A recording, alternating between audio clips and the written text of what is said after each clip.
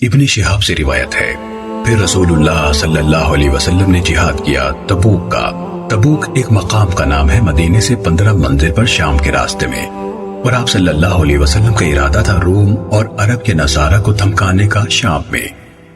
ابن شہاب رحمہ اللہ نے کہا، مجھ سے بیان کیا عبد الرحمن بن عبداللہ بن کعب بن مالک نے، ان سے بیان کیا عبداللہ بن کعب نے، جو کعب کو پکڑ کر چلایا کرتے تھے۔ ان کے بیٹوں میں سے جب کعب اندھے ہو گئے تھے، انہوں نے کہا، میں نے سنا کعب بن مالک رضی اللہ تعالیٰ عنہ سے، وہ اپنا حال بیان کرتے تھے جب پیچھے رہ گئے تھے رسول اللہ صلی اللہ علیہ وسلم کے ساتھ غزوہ تبوک میں۔ سیدنا کعب بن مالک رضی اللہ تعالیٰ عنہ نے کہا، میں کسی جہاد میں رسول اللہ صلی اللہ علیہ وسلم کے پیچھے نہیں رہا سوائے غزوہ تبوک کے، البتہ بدر میں پیچھے رہا، پر آپ صلی اللہ علیہ وسلم نے کسی پر غصہ نہیں کیا جو پیچھے رہ گیا تھا۔ اور بدر میں تو آپ صلی اللہ علیہ وسلم مسلمانوں کے ساتھ قریش کا قافلہ لوٹنے کے لیے نکلے تھے، لیکن اللہ نے مسلمانوں کو ان کے دشمنوں سے بھیڑا دیا اور قافلہ نکل گیا بے وقت، اور میں رسول اللہ صلی اللہ علیہ وسلم کے ساتھ موجود تھا لیلۃ العقبہ میں۔ لیلۃ العقبہ وہ رات ہے جب آپ صلی اللہ علیہ وسلم نے انصار سے بیعت لی تھی اسلام پر، اور آپ صلی اللہ علیہ وسلم کی مدد کرنے پر، اور یہ بیعت جمرہ عقبہ کے بعد جو مینا میں ہے دوبارہ ہوئی۔ پہلی بار میں 12 انصاری تھے اور دوسری بار میں 70 انصاری تھے، اور میں نہیں چاہتا کہ اس رات کے بدلے میں جنگ بدر میں شریک ہوتا، گو جنگ بدر لوگوں میں اس رات سے زیادہ مشہور ہے، یعنی لوگ اس کو افضل کہتے ہیں۔ اور میرا قصہ غزوہ تبوک سے پیچھے رہنے کا یہ ہے کہ جب یہ غزوہ ہوا تو میں سب سے زیادہ طاقتور اور مالدار تھا۔ اللہ کی قسم، اس سے پہلے میرے پاس 2 اونٹنیاں کبھی نہیں ہوئی، اور اس لڑائی کے وقت میرے پاس 2 اونٹنیاں تھیں۔ آپ صلی اللہ علیہ وسلم اس لڑائی کے لیے چلے سخت گرمی کے دنوں میں، اور سفر بھی لمبا تھا، اور راہ میں جنگل تھے، یعنی دور دراز جن میں پانی کم ملتا اور ہلاکت کا خوف ہوتا، اور مقابلہ تھا بہت دشمنوں سے۔ اس لیے آپ صلی اللہ علیہ وسلم نے مسلمانوں سے واضح طور پر فرما دیا کہ میں اس لڑائی کو جاتا ہوں، حالانکہ آپ صلی اللہ علیہ وسلم کی یہ عادت تھی کہ اور لڑائیوں میں اپنا ارادہ صاف صاف نہ فرماتے، مصلحت سے، تاکہ خبر مشہور نہ ہو، تاکہ وہ اپنی تیاری کر لیں۔ پھر ان سے کہہ دیا کہ فلاں طرف ان کو جانا پڑے گا۔ اس وقت آپ صلی اللہ علیہ وسلم کے ساتھ بہت سے مسلمان تھے، اور کوئی دفتر نہ تھا جس میں ان کے نام لکھے ہوتے۔ سیدنا کعب رضی اللہ تعالیٰ عنہ نے کہا، تو ایسے شخص کم تھے جو غائب رہنا چاہتے اور گمان کرتے کہ یہ امر پوشیدہ رہے گا جب تک اللہ پاک کی طرف سے کوئی وحی نہ اترے۔ اور یہ جہاد رسول اللہ صلی اللہ علیہ وسلم نے اس وقت کیا جب پھل پک گئے تھے اور سایہ خوب تھا، اور مجھے ان چیزوں کا بہت شوق تھا۔ آخر رسول اللہ صلی اللہ علیہ وسلم نے تیاری کی، اور مسلمانوں نے بھی آپ صلی اللہ علیہ وسلم کے ساتھ تیاری کی۔ میں نے بھی صبح کو نکلنا شروع کیا، اس ارادے سے کہ میں بھی ان کے ساتھ تیاری کروں، لیکن ہر روز میں لوٹ آتا اور کچھ فیصلہ نہ کرتا، اور اپنے دل میں یہ کہتا کہ میں جب چاہوں جا سکتا ہوں، کیونکہ سامان سفر کا میرے پاس موجود تھا۔ یوں ہی ہوتا رہا، یہاں تک کہ لوگ برابر کوشش کرتے رہے، اور رسول اللہ صلی اللہ علیہ وسلم بھی صبح کے وقت نکلے، اور مسلمان بھی آپ صلی اللہ علیہ وسلم کے ساتھ نکلے، اور میں نے کوئی تیاری نہیں کی۔ پھر صبح کو میں نکلا اور لوٹ کر آ گیا، اور کوئی فیصلہ نہیں کیا۔ یہی حال رہا یہاں تک کہ لوگوں نے جلدی کی اور سب مجاہدین آگے نکل گئے۔ اس وقت میں نے بھی کوچ کا قصد کیا کہ ان سے مل جاؤں، تو کاش میں ایسا کرتا، لیکن میری تقدیر میں نہ تھا۔ بعد اس کے جب باہر نکلتا رسول اللہ صلی اللہ علیہ وسلم کے جانے کے بعد تو مجھ کو رنج ہوتا، کیونکہ میں کوئی پیروی کے لائق نہ پاتا مگر ایسا شخص جس پر منافق ہونے کا گمان تھا، یا معذور، ضعیف اور ناتواں لوگوں میں سے۔ خیر، رسول اللہ صلی اللہ علیہ وسلم نے راہ میں میری یاد کہیں نہ کی، یہاں تک کہ آپ صلی اللہ علیہ وسلم تبوک میں پہنچے۔ آپ صلی اللہ علیہ وسلم لوگوں میں بیٹھے ہوئے تھے، اس وقت فرمایا، کعب بن مالک کہاں گیا؟ ایک شخص بولا، بنی سلمہ میں سے یا رسول اللہ۔ اس کی چادروں نے اس کو روک رکھا، وہ اپنے دونوں کناروں کو دیکھتا ہے، یعنی اپنے لباس اور نفس میں مشغول اور مصروف ہے۔ سیدنا معاذ بن جبل رضی اللہ تعالیٰ عنہ نے یہ سن کر کہا، تو نے بہت بری بات کہی، اللہ کی قسم یا رسول اللہ، ہم تو کعب بن مالک کو اچھا سمجھتے ہیں۔ رسول اللہ صلی اللہ علیہ وسلم یہ سن کر چپ ہو رہے۔ اتنے میں آپ صلی اللہ علیہ وسلم نے ایک شخص کو دیکھا جو سفید کپڑے پہنے ہوئے آ رہا تھا اور ریت کو اڑا رہا تھا چلنے کی وجہ سے۔ آپ صلی اللہ علیہ وسلم نے فرمایا، ابو خیثمہ ہے۔ پھر وہ ابو خیثمہ ہی تھا، اور ابو خیثمہ وہ شخص تھا جس نے 1 صاع کھجور صدقہ دی تھی جب منافقوں نے اس پر طعنہ کیا تھا۔ سیدنا کعب بن مالک رضی اللہ تعالیٰ عنہ نے کہا، جب مجھے خبر پہنچی کہ رسول اللہ صلی اللہ علیہ وسلم تبوک سے لوٹے مدینے کی طرف تو میرا رنج بڑھ گیا۔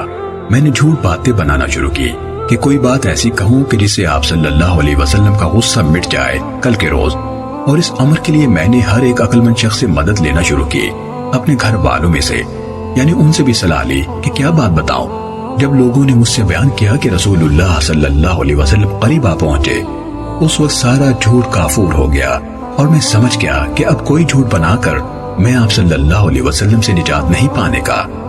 آخر میں نے نیت کر لی سچ بولنے کی، اور صبح کو رسول اللہ صلی اللہ علیہ وسلم تشریف لائے، اور جب آپ صلی اللہ علیہ وسلم سفر سے آتے تو پہلے مسجد میں جاتے اور 2 رکعتیں پڑھتے، پھر لوگوں سے ملنے کے لیے بیٹھتے۔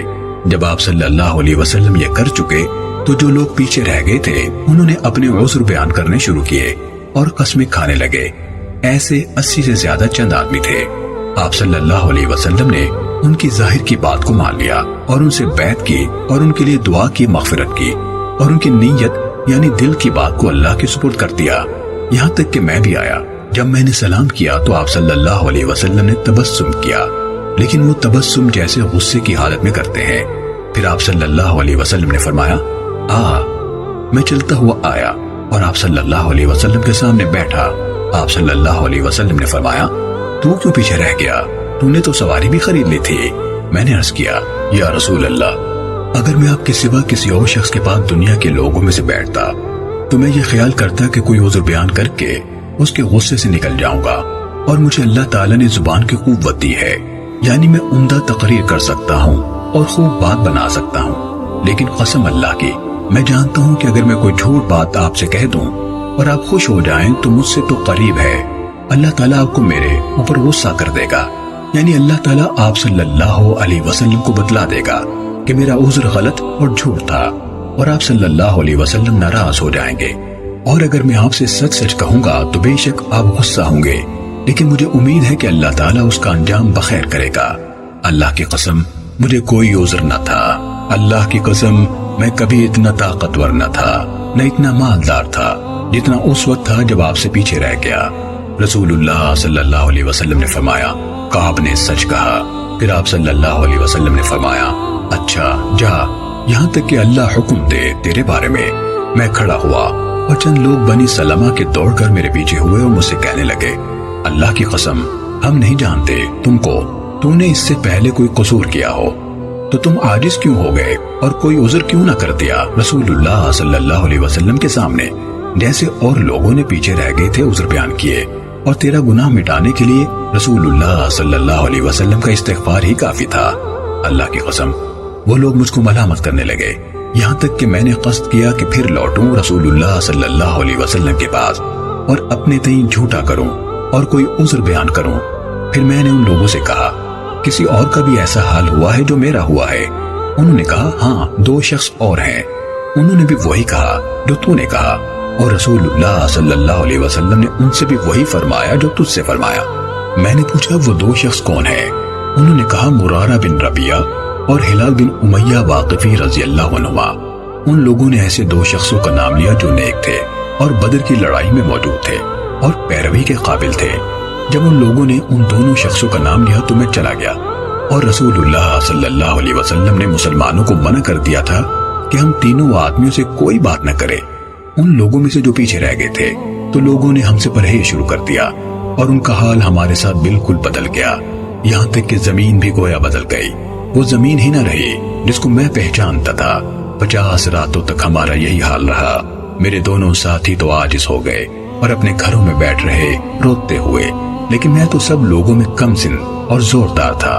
میں نکلا کرتا تھا اور نماز کے لیے بھی آتا اور بازاروں میں بھی پھرتا، پھر کوئی شخص مجھ سے بات نہ کرتا، اور رسول اللہ صلی اللہ علیہ وسلم کے پاس آتا اور آپ صلی اللہ علیہ وسلم کو سلام کرتا، اور آپ صلی اللہ علیہ وسلم اپنی جگہ بیٹھے ہوتے نماز کے بعد، اور دل میں یہ کہتا کہ آپ صلی اللہ علیہ وسلم نے اپنے لبوں کو ہلایا سلام کا جواب دینے کے لیے یا نہیں ہلایا۔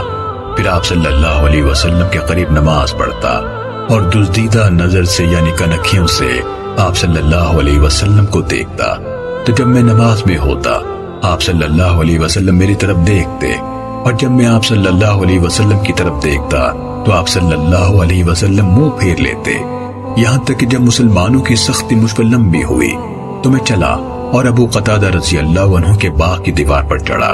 ابو قتادہ رضی اللہ عنہ میرے چچازاد بھائی تھے اور سب لوگوں سے زیادہ محبت مجھے ان سے تھی۔ ان کو سلام کیا تو اللہ کی قسم انہوں نے سلام کا جواب تک نہ دیا۔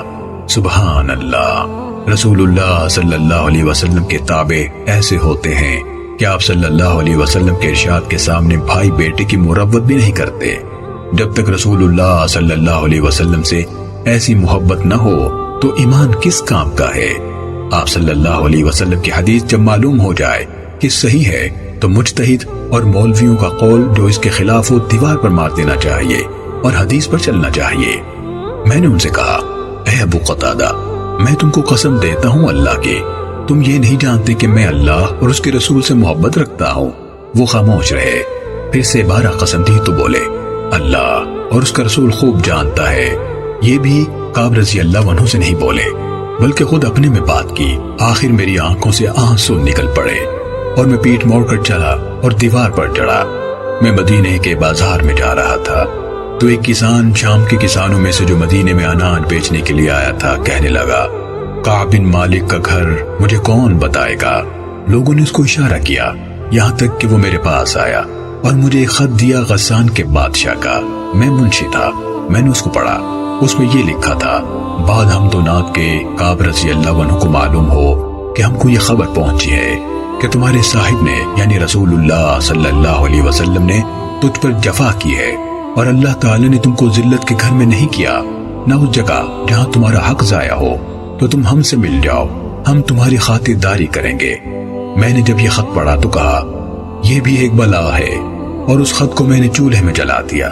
جب 50 دن میں سے 40 دن گزر گئے اور وہی نہ آئی تو اچانک رسول اللہ صلی اللہ علیہ وسلم کا پیغام لانے والا میرے پاس آیا اور کہنے لگا، رسول اللہ صلی اللہ علیہ وسلم تم کو حکم کرتے ہیں کہ اپنی بیوی سے علیحدہ ہو رہو۔ میں نے کہا، میں اس کو طلاق دے دوں یا کیا کروں؟ وہ بولا، نہیں، طلاق مت دو، صرف الگ ہو رہو، اس سے صحبت مت کرو۔ اور میرے دونوں ساتھیوں کے بعد بھی یہی پیام کیا۔ میں نے اپنی بیوی سے کہا، تو اپنی عزیزوں میں چلی جا اور وہیں رہو یہاں تک کہ اللہ تعالیٰ اس باب میں کوئی حکم دے۔ ہلال بن امیہ رضی اللہ تعالیٰ عنہ کی بیوی یہ سن کر رسول اللہ صلی اللہ علیہ وسلم کے پاس گئی اور عرض کیا، یا رسول اللہ، ہلال بن امیہ رضی اللہ عنہ ایک بوڑھا بیکار شخص ہے، اس کے پاس کوئی خادم بھی نہیں، تو کیا آپ برا سمجھتے ہیں کہ اگر میں اس کی خدمت کیا کروں؟ آپ صلی اللہ علیہ وسلم نے فرمایا، میں خدمت کو برا نہیں سمجھتا، لیکن وہ تجھ سے صحبت نہ کرے۔ وہ بولی، اللہ کی قسم اس کو کسی کام کا خیال نہیں، اور اللہ کی قسم وہ اس دن سے اب تک رو رہا ہے۔ میرے گھر والوں نے کہا، کاش تم بھی رسول اللہ صلی اللہ علیہ وسلم سے اپنی بیوی کے پاس رہنے کی اجازت لے لو، کیونکہ آپ صلی اللہ علیہ وسلم نے ہلال بن امیہ رضی اللہ عنہ کی عورت کو اس کی خدمت کرنے کی اجازت دی۔ میں نے کہا، میں کبھی اجازت نہ لوں گا آپ صلی اللہ علیہ وسلم سے اپنی بیوی کے لیے، اور معلوم نہیں رسول اللہ صلی اللہ علیہ وسلم کیا فرما دیں گے اگر میں اجازت لوں اپنی بیوی کے لیے، اور میں جوان آدمی ہوں۔ پھر 10 راتوں تک میں اسی حال میں رہا، یہاں تک کہ 50 راتیں پوری ہوئیں۔ اس تاریخ سے جب سے آپ صلی اللہ علیہ وسلم نے منع کیا تھا ہم سے بات کرنے سے، پھر 50ویں رات کو صبح کے وقت میں نے نماز پڑھی اپنے گھر کی چھت پر۔ میں اسی حال میں بیٹھا تھا جو اللہ تعالیٰ نے ہمارا حال بیان کیا کہ میرا جی تنگ ہو گیا تھا اور زمین مجھ پر تنگ ہو گئی تھی، باوجود یہ کہ اتنی کشادہ ہے۔ اتنے میں نے ایک پکارنے والے کی آواز سنی جو صلح پر چڑھا، یعنی صلح ایک پہاڑ ہے مدینے میں، اور بلند آواز سے پکارا، اے کعب بن مالک خوش ہو جا۔ یہ سن کر میں سجدے میں گرا اور میں نے پہچانا کہ خوشی آئی۔ پھر رسول اللہ صلی اللہ علیہ وسلم نے لوگوں کو خبر کی کہ اللہ نے ہم کو معاف کیا۔ جب آپ صلی اللہ علیہ وسلم فجر کی نماز پڑھ چکے، لوگ چلے ہم کو خوشخبری دینے کے لیے، تو میرے دونوں ساتھیوں کے پاس چند خوشخبری دینے والے گئے، اور ایک شخص نے میرے پاس گھوڑا دوڑایا، اور ایک دوڑنے والا دوڑا اسلم کے قبیلے سے میری طرف، اور اس کی آواز گھوڑے سے جلد مجھ کو پہنچی۔ جب وہ شخص آیا جس کی آواز میں نے سنی تھی خوشخبری کی، تو میں نے اپنے دونوں کپڑے اتارے اور اس کو پہنا دیے۔ اس کی خوشخبری کے صلے میں۔ اللہ کی قسم اس وقت میرے پاس وہی 2 کپڑے تھے، میں نے 2 کپڑے ادھار لیے اور ان کو پہنا اور چلا رسول اللہ صلی اللہ علیہ وسلم سے ملنے کی نیت سے۔ لوگ مجھ سے ملتے جاتے تھے گروہ گروہ اور مجھ کو مبارکباد دیتے جاتے تھے معافی کی، اور کہتے تھے مبارک ہو تم کو اللہ کی معافی کی، تمہارے لیے، یہاں تک کہ میں مسجد میں پہنچا۔ رسول اللہ صلی اللہ علیہ وسلم مسجد میں بیٹھے تھے اور آپ صلی اللہ علیہ وسلم کے پاس لوگ تھے۔ طلحہ بن عبید اللہ رضی اللہ تعالیٰ عنہ مجھ کو دیکھتے ہی کھڑے ہوئے اور دوڑے، یہاں تک کہ مصافحہ کیا مجھ سے اور مجھ کو مبارکباد دی۔ اللہ کی قسم مہاجرین میں سے ان کے سوا کوئی شخص کھڑا نہیں ہوا تو کعب رضی اللہ تعالیٰ عنہ طلحہ رضی اللہ تعالیٰ عنہ کے اس احسان کو نہیں بھولتے تھے۔ سیدنا کعب رضی اللہ تعالیٰ عنہ نے کہا جب میں نے رسول اللہ صلی اللہ علیہ وسلم کو سلام کیا تو آپ صلی اللہ علیہ وسلم کا چہرہ مبارک خوشی سے چمک دمک رہا تھا۔ آپ صلی اللہ علیہ وسلم نے فرمایا خوش ہو جا، آج کا دن تیرے لیے بہترین دن ہے جب سے تیری ماں نے تجھ کو جنا۔ میں نے عرض کیا یا رسول اللہ یہ معافی آپ کی طرف سے ہے یا اللہ جل جلالہ کی طرف سے؟ آپ صلی اللہ علیہ وسلم نے فرمایا اللہ جل جلالہ کی طرف سے۔ اور رسول اللہ صلی اللہ علیہ وسلم جب خوش ہو جاتے تو آپ صلی اللہ علیہ وسلم کا چہرہ چمک جاتا گویا چاند کا ایک ٹکڑا ہے، اور ہم اس بات کو پہچان لیتے، یعنی آپ صلی اللہ علیہ وسلم کی خوشی کو۔ جب میں آپ صلی اللہ علیہ وسلم کے سامنے بیٹھا تو میں نے عرض کیا یا رسول اللہ میری معافی کی خوشی میں اپنے مال کو صدقہ کر دوں اللہ اور اس کے رسول کے لیے۔ آپ صلی اللہ علیہ وسلم نے فرمایا تھوڑا مال اپنے لیے رکھ لے۔ میں نے عرض کیا تو میں اپنا حصہ خیبر کا رکھ لیتا ہوں، اور میں نے عرض کیا یا رسول اللہ آخر سچائی نے مجھے نجات دی اور میری توبہ میں یہ بھی داخل ہے کہ ہمیشہ سچ کہوں گا جب تک زندہ رہوں۔ کعب رضی اللہ تعالیٰ عنہ نے کہا اللہ کی قسم میں نہیں جانتا کہ اللہ تعالیٰ نے کسی مسلمان پر ایسا احسان کیا ہو سچ بولنے میں، جب سے میں نے یہ ذکر کیا رسول اللہ صلی اللہ علیہ وسلم سے جیسا عمدہ انداز سے مجھ پر احسان کیا۔ اللہ کی قسم میں نے اس وقت سے کوئی جھوٹ قصدن نہیں بولا جب سے یہ رسول اللہ صلی اللہ علیہ وسلم سے کہا آج کے دن تک، اور مجھے امید ہے کہ اللہ تعالیٰ باقی زندگی میں بھی مجھ کو جھوٹ سے بچائے گا۔ کعب نے کہا اللہ تعالیٰ نے یہ آیتیں اتاری لَقَدْ تَابَ اللَّهُ عَلَى النَّبِيِّ وَالْمُهَاجِرِينَ وَالْأَنصَارِ الَّذِينَ اتَّبَعُوهُ فِي سَاعَةِ الْعُسْرِ مِنْ بَعْدِ مَا كَادَ يَزِيغُ قُلُوبُ فَرِيقٍ مِّنْهُمْ ثُمَّ تَابَ عَلَيْهِمْ إِنَّهُ بِهِمْ رَءُوفٌ رَحِيمٌ وعلى الثلاثة الذين خلفوا حتى إذا ضاقت عليهم الأرض بما رحبت وضاقت عليهم أنفسهم وظنوا أن لا ملجأ من الله إلا إليه ثم تاب عليهم ليتوبوا إن الله هو التواب الرحيم يا أيها الذين آمنوا اتقوا الله وكونوا مع الصادقين۔ یعنی بے شک اللہ تعالیٰ نے معاف کیا نبی اور مہاجرین اور انصار کو جنہوں نے ساتھ دیا نبی کا مفلسی کے وقت، یہاں تک کہ فرمایا وہ مہربان ہے رحم والا۔ اور اللہ تعالیٰ نے معاف کیا ان 3 شخصوں کو جو پیچھے ڈالے گئے، یہاں تک کہ جب زمین ان پر تنگ ہو گئی باوجود کشادگی کے، اور ان کے جی بھی تنگ ہو گئے اور سمجھے کہ اب کوئی بچاؤ نہیں اللہ سے مگر اسی کی طرف، پھر اللہ نے معاف کیا ان کو تاکہ وہ توبہ کریں۔ بے شک اللہ تعالیٰ بخشنے والا مہربان ہے۔ اے ایمان والو ڈرو اللہ تعالیٰ سے اور ساتھ رہو سچوں کے۔ کعب رضی اللہ تعالیٰ عنہ نے کہا اللہ کی قسم اللہ تعالیٰ نے اس سے بڑھ کر کوئی احسان مجھ پر نہیں کیا بعد اسلام کے جو اتنا بڑا ہو میرے نزدیک اس بات سے کہ میں نے سچ بول دیا رسول اللہ صلی اللہ علیہ وسلم سے اور جھوٹ نہیں بولا، ورنہ تباہ ہوتا جیسے جھوٹے تباہ ہوئے۔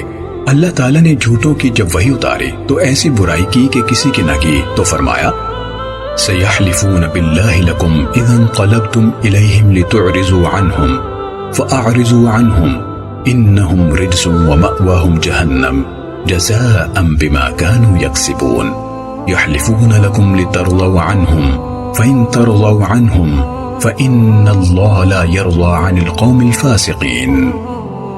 جب تم لوٹ کر آئے تو قسمیں کھانے لگے تاکہ تم کچھ نہ بولو ان سے، سو نہ بولو ان سے، وہ ناپاک ہیں، ان کا ٹھکانہ جہنم ہے، یہ بدلہ ہے ان کی کمائی کا۔ قسمیں کھاتے ہیں تم سے کہ تم خوش ہو جاؤ ان سے، سو اگر تم خوش ہو جاؤ ان سے تب بھی اللہ تعالیٰ خوش نہیں ہوگا بدکاروں سے۔